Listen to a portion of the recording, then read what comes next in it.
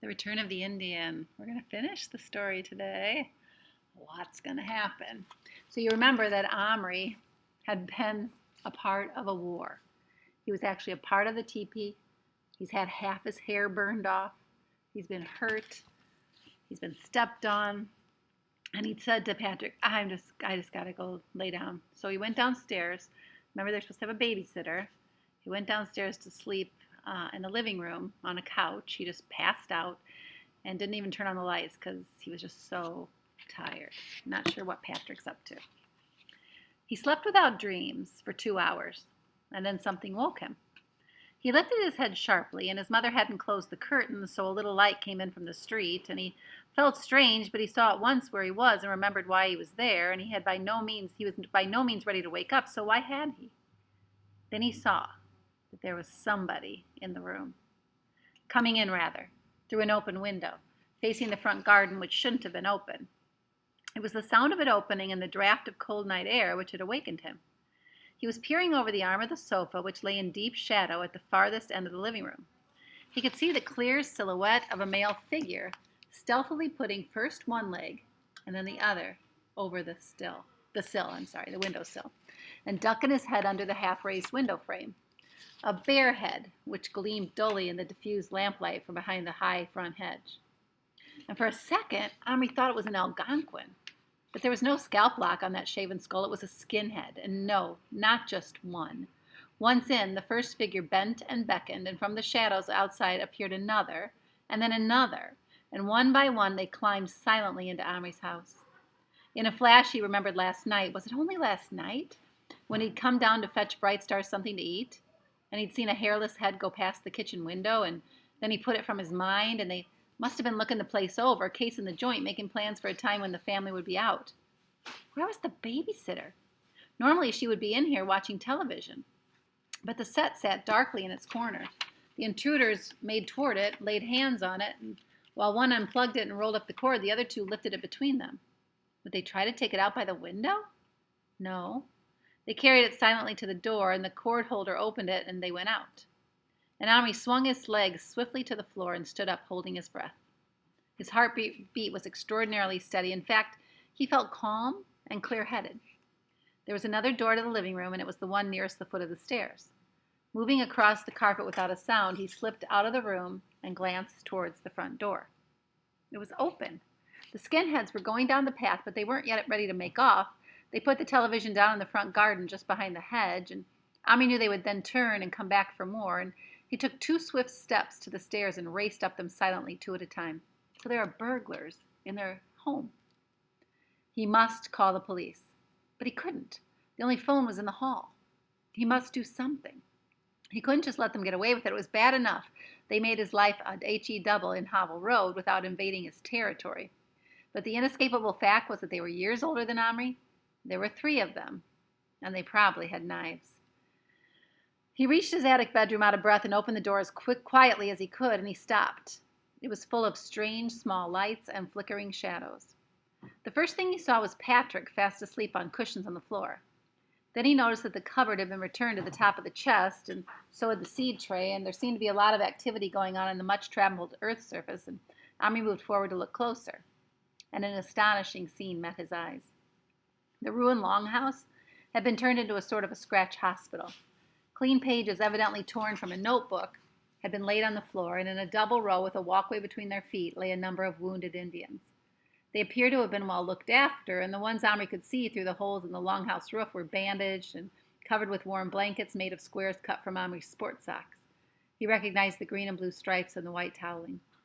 And Brightstar's was there, her baby tied to her back, moving among them with a bucket, giving them drinks. And at either end of the building burned a small fire of matchsticks and shavings of candle wax, each tended by an unwounded Indian. Around the fires, wrapped in gloved-fingered sacks, more braves lay asleep.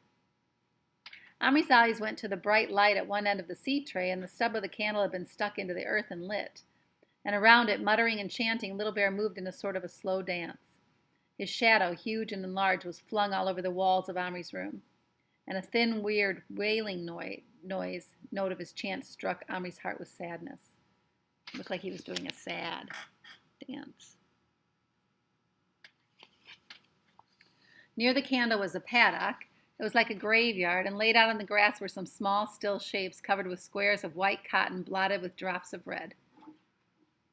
So if they're there, it must be people that did not make it, did not live.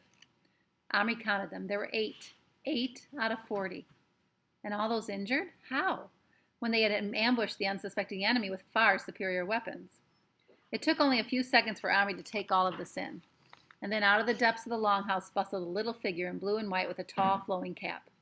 "Well," she exclaimed when she saw him, "here's a nice how-do-you-do. Call this a casualty ward? I'd rather be Florence Nightingale. She had it easy. Whoever let these poor simple fools loose with modern weapons ought to be shot themselves."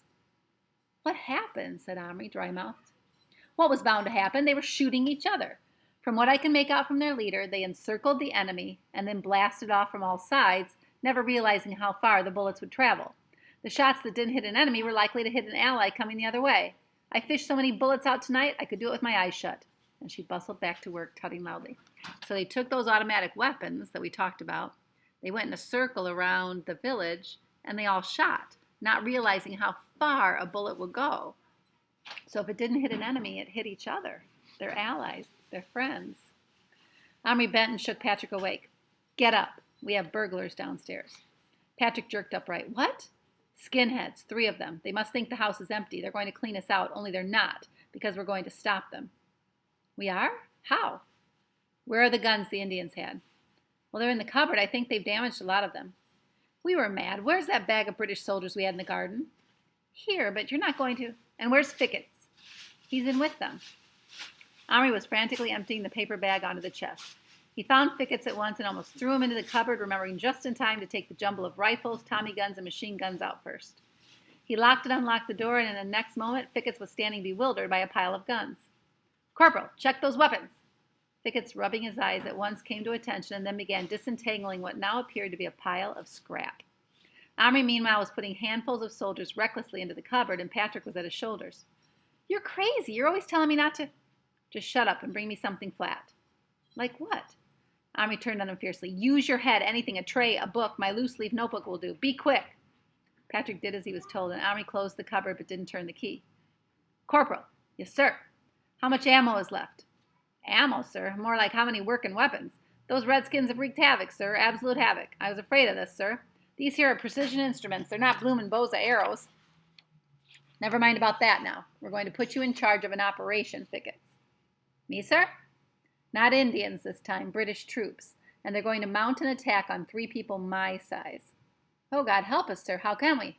"Just do as I tell you, Corporal, and make them do as you tell them, okay?" Fickets gulped noisily and then straightened himself.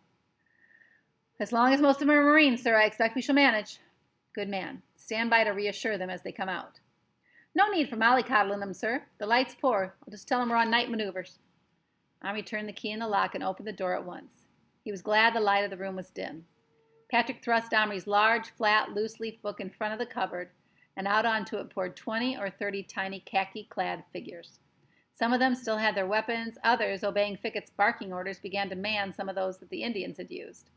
The room filled with the metallic sounds of weapons being loaded. "Shall we use the big guns this time, sir, now that we've got the crew?" Fickets asked Omri aside. "Yes.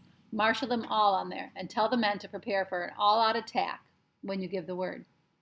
"No trouble, sir. Just don't thrust yourself forward, sir. They haven't spotted anything unusual yet, if you take my meaning."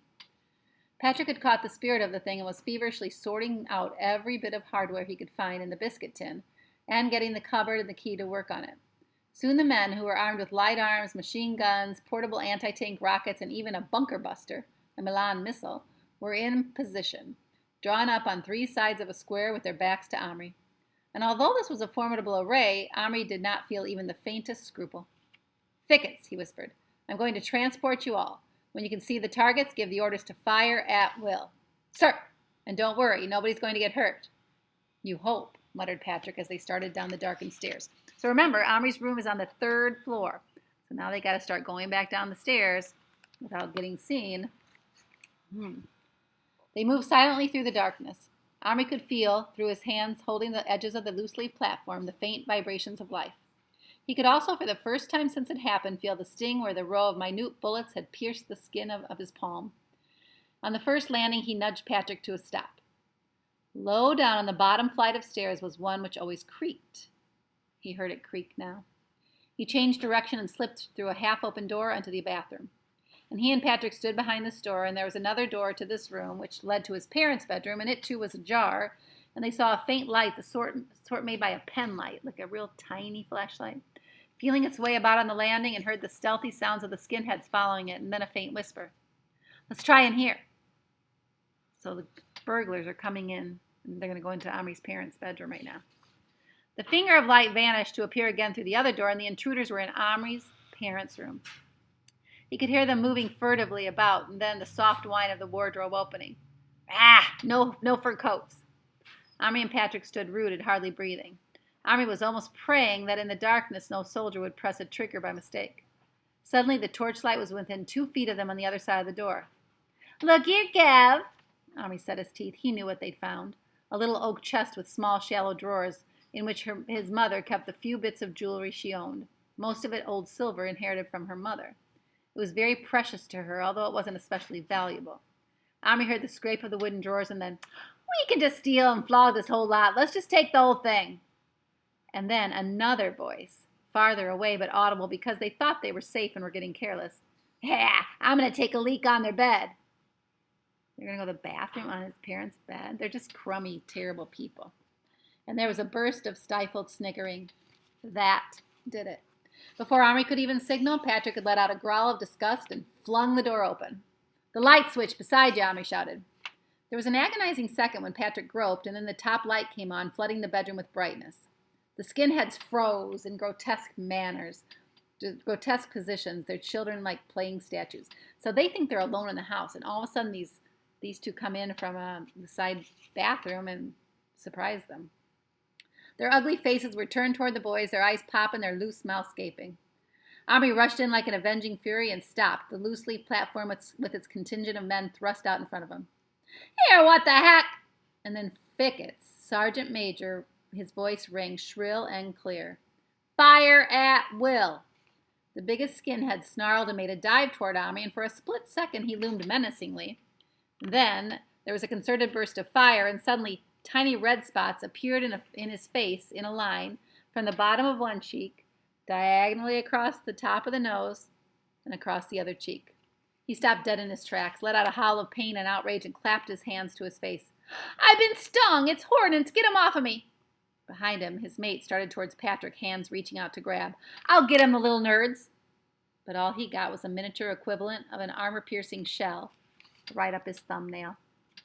Ow! He shrieked, and let out a string of curses, shaking his head and dancing in agony. The third and smallest of the gang had been gazing at the object Omri held, and he, unlike the others, had seen. He now let out a sound that started as a moan and ended in a scream. Ah! And then he flew into a panic, dashing here and there in short spurts, yelling, Help! They're alive! I've seen them! They're alive! Through the crump and crack and chatter of the guns, which were firing continuously. The other two also turned and tried to flee, but all sense of direction had deserted them. They bumped into the furniture, the walls, and each other, swearing and howling and giving great leaps into the air every time they were hit in a sensitive spot. Ha ha ha. Boys, where would that be? Omri and Patrick added to the uproar by shouting encouragement to their little men. Patrick was jumping about as if in a prize fight or a football match, and Omri had to stay still to hold the firing platform steady. But he opened his throat in a long shout of excitement as the three invaders finally found the exit and fled through it pell-mell. Cease fire! Cried Patrick. Cease fire! Bawled Fickets. There was a fraction of a second's silence, and then the boys heard the skinhead shoving and swearing on the stairs. And one of them tripped, and there was a series of satisfying thumps, and then a loud crack as one of the banisters broke. So the banister is what you would hold on to go up the steps. They broke that. The boys, hurrying down the half landing, saw them fleeing down along the path and heard the clatter of their boots, receding along Hobble Road accompanied by a sound of anguish. And the boys turned and hugged each other. We did it! We did it! The way you switched the light on, terrific. How could you hold that thing straight? I'd have tipped them all off. I was so excited. Hey, where is it? I put it on the bed. They rushed back in the bedroom. Fickets was calmly ordering the men to clear up and cover the big guns. When he noticed the boys, he left the men and edged to the back of the platform. Operation a success, sir, he asked in a quiet tone. Definitely, Fickets. Well done, said Omri. Did I say Sergeant, Fickets, said Patrick. I meant Captain. Not me, sir. Too much responsibility, he coughed. Better get the men fell in and back to quarters as soon as possible, sir. Yeah, right, said Patrick. Thanks again, Corporal. It was terrific. And he carried them upstairs. See that everything's all right up there, said Omri. Okay. Patrick reached the door and stopped. I don't mind so much now, missing the other battle, he said, but wasn't this one fantastic? Yeah, said Omri. He was thinking how fantastic it was, too, that he would never be afraid to walk down Hobble Road again. They would leave him severely alone from now on, and even if they didn't, having seen them flying like that, and after all he'd been through tonight, he couldn't imagine them holding any terrors for him in the future. He looked around the room. He was going to have a bit of explaining to do. The glass on the picture was cracked, and there were a number of pinholes and some larger ones in the wallpaper in the foot of the bed. And there was the banister and his own injuries. Well, he could tell the parents about the burglars and say there was a scuffle, and maybe they'd believe him. He hoped so. He bent and picked his mother's jewel box up off the face. He'd saved that for her anyway. Under it was a cheap pen light. He picked it up. It was still lit. He switched it off and dropped it in his pocket. He might, if he felt like it, just hand it back to that little skinhead if he bumped into him after school on Monday. It'd be a good laugh to see his face. Omri drew a deep breath of satisfaction and went downstairs to bring in the stuff piled in the front garden. So they ended up saving all the stuff that had been taken, luckily. So this is called the epilogue. And whenever you see an epilogue, you always want to read it because that's what happened after the story ended. When everything was back in place with Patrick's help except the banister rail, which needed gluing in 3 places, they made some hot chocolate to take upstairs with some cold potatoes and other leftovers. They were both so keyed up they couldn't find their tiredness, and they were prepared to sit up all night. I sent Matron back for some drugs and stuff she wanted, Patrick said, but she made me promise I'd get her again in the morning. She said she's going to take a week's leave from St. Thomas's Hospital. She enjoyed all of this anyway. Thickets, too? Little Bear hasn't enjoyed it. Omri didn't answer. Every time he thought of the Indian battle, it took away from the overwhelming pleasure of the one with the skinheads. Where's Boone? He asked suddenly. I sent him back, too. He asked me to. He said the odd gunfight and saloon brawl would be a rest cure after all he's been through. He said he'd like to see us soon when things have quieted down. What about his horse? Oh, yeah, I gave him the one the English cavalry officer was riding, Patrick chuckled. You should have heard him swear when I flicked him off. Boone was really pleased. She said he's a beaut. Really, he was happy with it, and I bet the horse will be happier with him than with that snooty redcoat. When they reached the room, all was quiet, and the candle had burnt out, so Little Bear had had to stop his dancing and chanting for the dead. One fire was out, and the other was burning low. The Indians, including the wounded, were all asleep except Little Bear, who sat cross-legged by the fire. Bright Stars was asleep beside him, the baby in the crook of her arm. Patrick struck a match, and Little Bear looked up. We brought food, Omri said. No eat, said the Indian. Omri didn't press him. He just poured a toothpaste cap of hot chocolate and put it beside him with a piece of potato. The match went out, and they sat together in the dark, with just the embers of the fire. And the boys drank their chocolate, and for a long time, nobody spoke. And then Little Bear said, Why, Omri, bring Little Bear? And for the first time in 2 days, this whole book has taken place in 2 days. For the first time in 2 days, Omri thought of his prize. It had gone completely from his mind, and now it seemed so trivial he was ashamed to mention it. Well, something good happened to me, which was partly to do with you, and I wanted to tell you about it. What good happened? I wrote a story about you and Boone, and, well, it was good. Omri write truth of Little Bear? Yeah, it was all true. Omri write Little Bear kill own people? Of course not. You write before this happens. Next time write Little Bear kill own braves. You didn't. The Now Guns killed them. You couldn't know. Then Little Bear fool, came his bitter voice out of the dark. There was a silence, and then Patrick said, We were the fools, not you. Yeah, said Omri. We should have known better. We shouldn't have interfered. Interfere? Omri not afraid. We should have let you alone. Let alone Little Bear die from French gun. There was a pause, and then Omri said, You did beat the Algonquins? Yes, beat Algonquin thief, not beat French. Yeah, that was a pity, said Patrick feelingly after all of that. Fewer dead the better, muttered Omri. Good kill French, Little Bear exclaimed, sounding more like his old self. Kill French next time. But not with the Now Guns. After a silence, Little Bear said, Now Guns good, shoot far. Now Little Bear no shoot far. Next time not put own braves where bullets go. Omri give Now Guns take back? The embers of the fire flared a little, and Bright Stars had risen to throw on another curl of wax. And now she crouched beside Little Bear and looked into his face. No, she said clearly. He looked at her. What no? She spoke to him softly and earnestly in their own language, and then scowled in the firelight. What did she say, Little Bear? Wife say not use Now Guns. Soon braves forget skill with bow. Wife not want son grow up without Indian skill. She say Nalgun kill too many too easy. No honor for chief or chief's son. What do you think? Amri give Nalguns if Little Bear think good? Amri shook his head. Then what I fight for with wife? Give wife own way. Peace in Longhouse till next enemy come. Then maybe wife sorry. He scowled at her. She smiled, bent down, and picked up the baby and laid it in his arms, and he sat looking down at him. What's his name? Amri asked. Name must mean much, mused Little Bear. What Amri mean? Amri was a king in the old days. Amri name for big chief? Amri nodded. Then Little Bear's son named too for chief. For father, Little Bear had first horse in all tribe. Call him Tall Bear. He sit high on horse, more high than all brave. Suddenly he clutched the baby to his chest and turned his face upward, with closed eyes as if bearing a strong pain. When son grow, Little Bear tell that Amri write story. Little Bear live in story even when gone to ancestors. That give honor, make son proud of father. He'll be proud of you, Little Bear, without any help from me. Little Bear looked at him, and then he stood up, and the fire put out a sudden flare. And he stood there feet apart, his body glowing, his stern face for once untroubled. Amri good, he said loudly. Give Orenda back to Little Bear.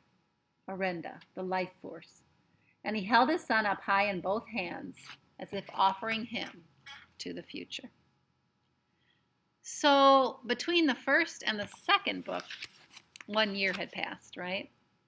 Between this book and the third book starts this very night.